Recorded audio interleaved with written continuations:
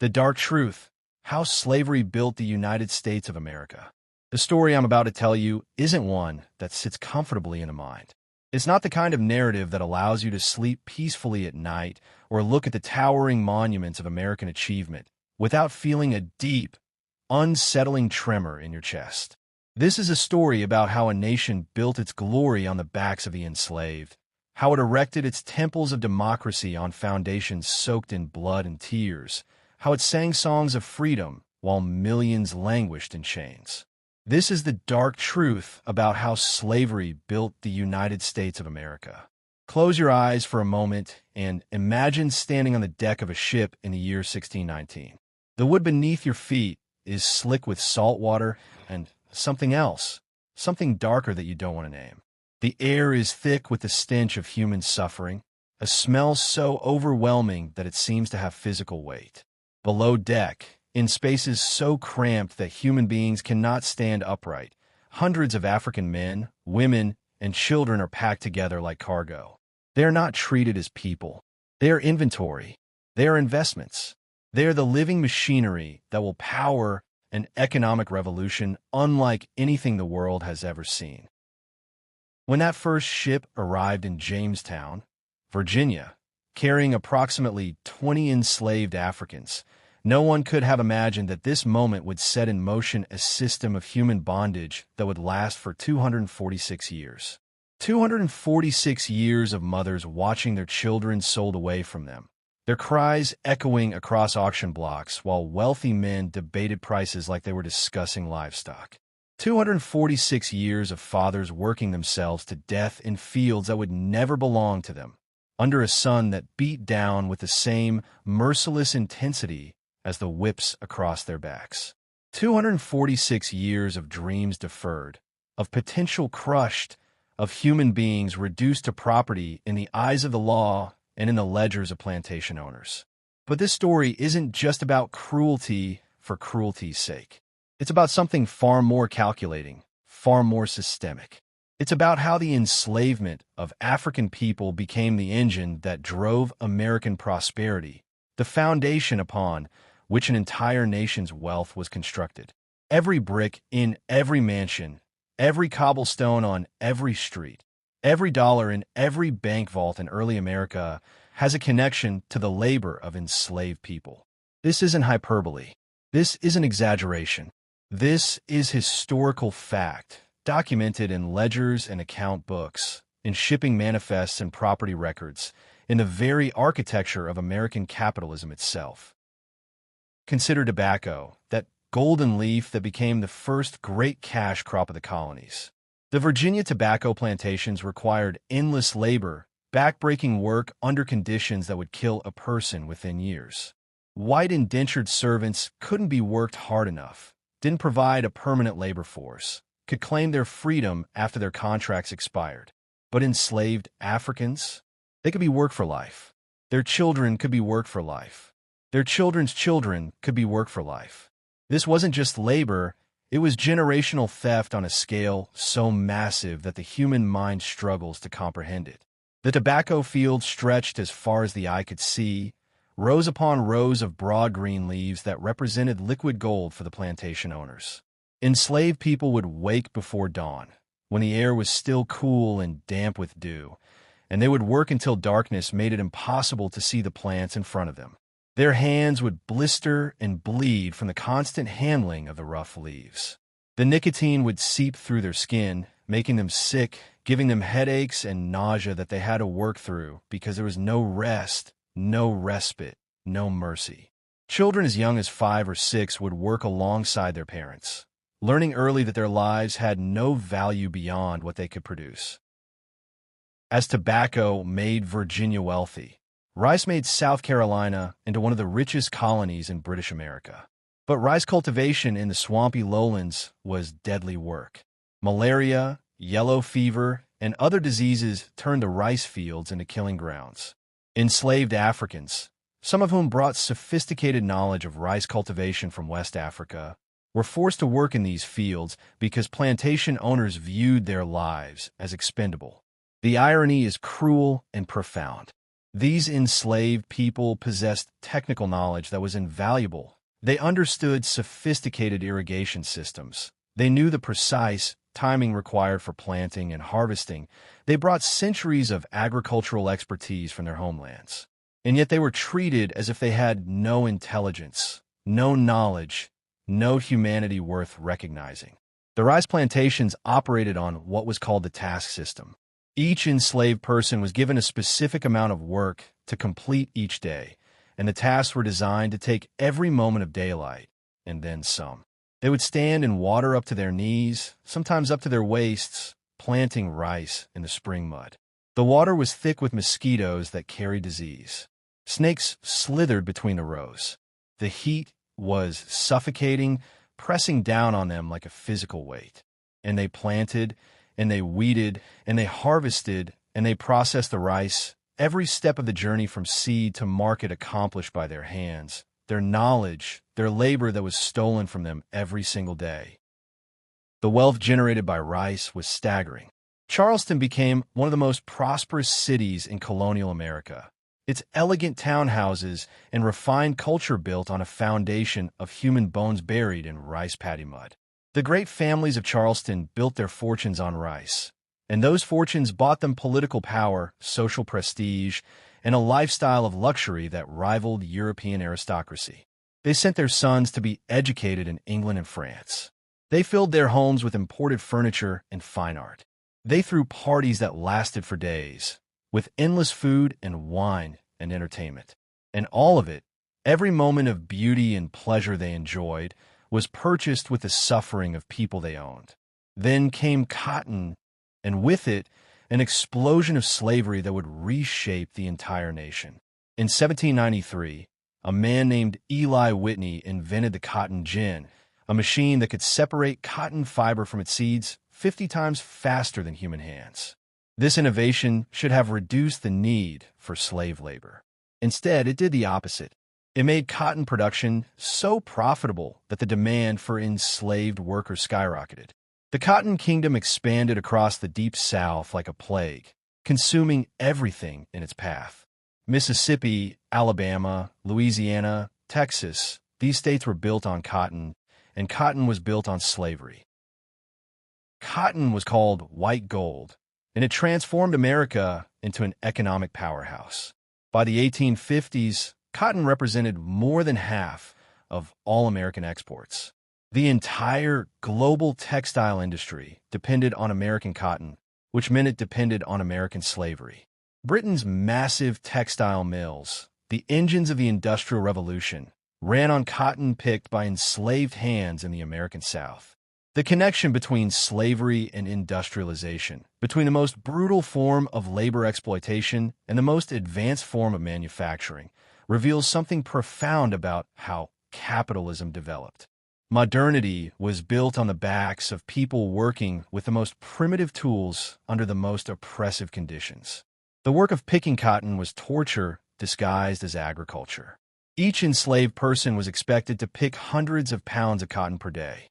They would move down the rows with sacks slung over their shoulders, their fingers flying as they pulled the cotton from the bolls, try to avoid the sharp points that would stab their fingers and leave them bleeding.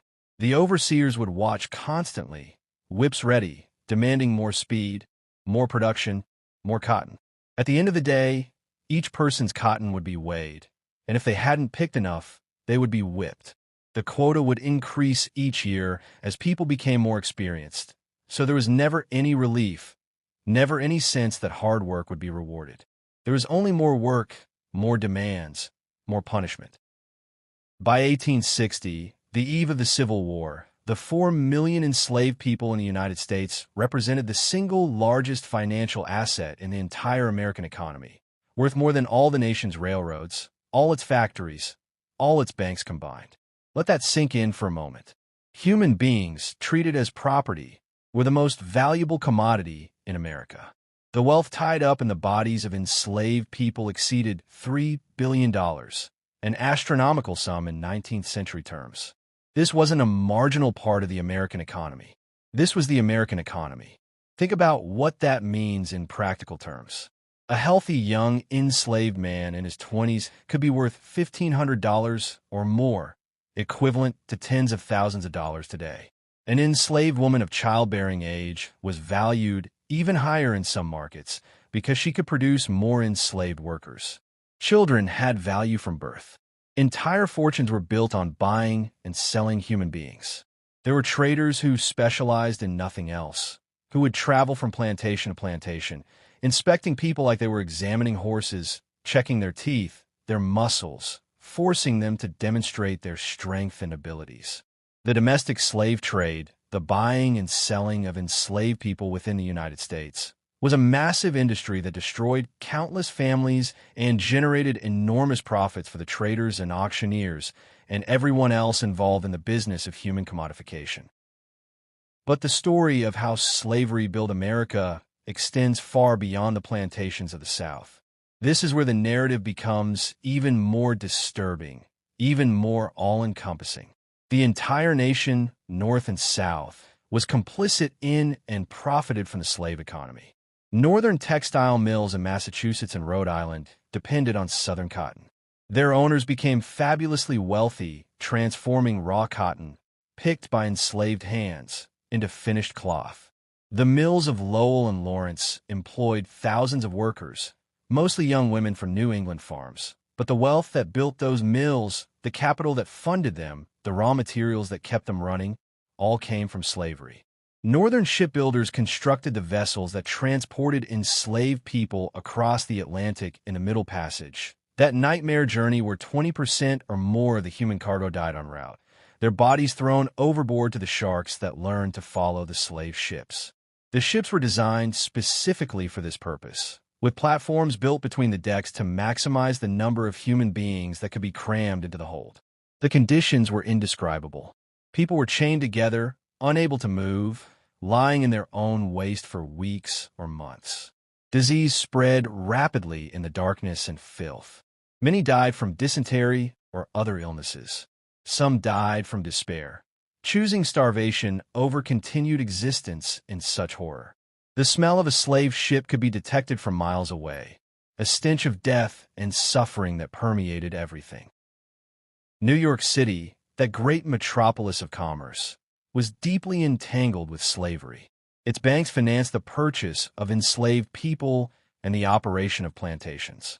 Its insurance companies wrote policies on the lives of enslaved workers, treating human beings as insurable property like buildings or livestock. Think about the cold calculation involved in that.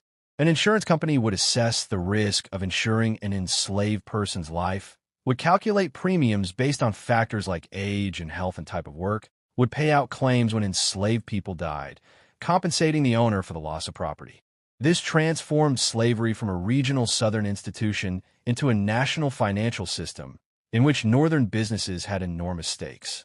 The merchants of New York grew rich importing and exporting goods produced by slave labor. They shipped cotton to England and brought back manufactured goods. They imported sugar and molasses from the Caribbean, products of slave plantations that worked people to death in even more brutal conditions than the American South. Wall Street itself was named for a wall that was built, in part, by enslaved laborers in the 1600s when New York was still New Amsterdam. The financial infrastructure of American capitalism was constructed around slavery. The mortgages that plantation owners took out on their enslaved workers were bundled and sold as securities, creating complex financial instruments that preceded modern mortgage-backed securities by more than a century. Think about the individual human stories behind these statistics and economic facts. Think about a woman named Harriet, not Tubman, not anyone famous, just one of the millions whose names we'll never know. She was born on a plantation in Georgia, the daughter of a woman who was raped by the plantation owner. This was not uncommon. Sexual violence was woven into the fabric of slavery, another tool of control, another weapon of dehumanization. Enslaved women had no protection, no recourse, no ability to defend themselves against the men who owned them or the men those owners gave authority over them. Their bodies were not their own. They could be violated at any time, and any children born from those violations became property, adding to their enslavers' wealth. Harriet grew up knowing she was the property of her own father, though he never acknowledged her as his child. She could see the resemblance when she looked at his legitimate children, the ones who lived in the big house and wore fine clothes and learned to read and write while she worked barefoot in the fields.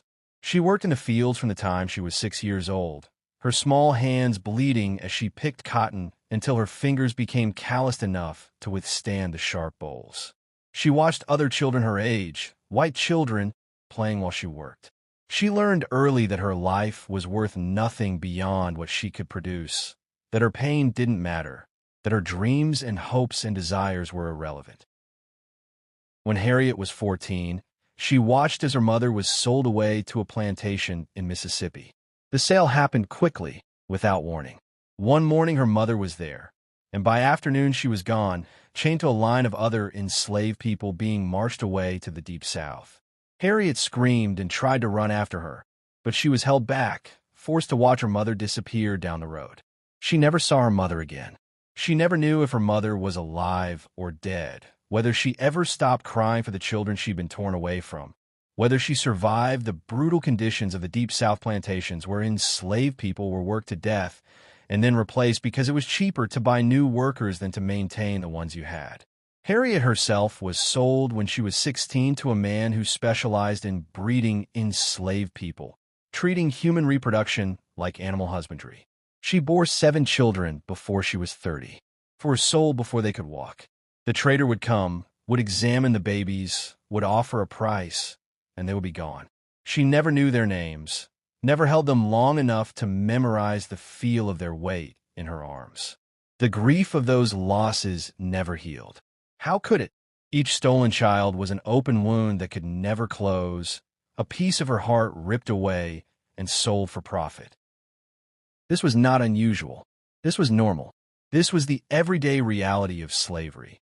Every single one of the 4 million enslaved people in America had a story like this, a story of separation and loss, of brutality and dehumanization, of working from before sunrise to after sunset for nothing, for no compensation except the bare minimum needed to keep them alive enough to work another day. They built the South with their bare hands. They cleared the forests, cutting down massive trees with axes and saws, pulling out stumps, turning wilderness into farmland.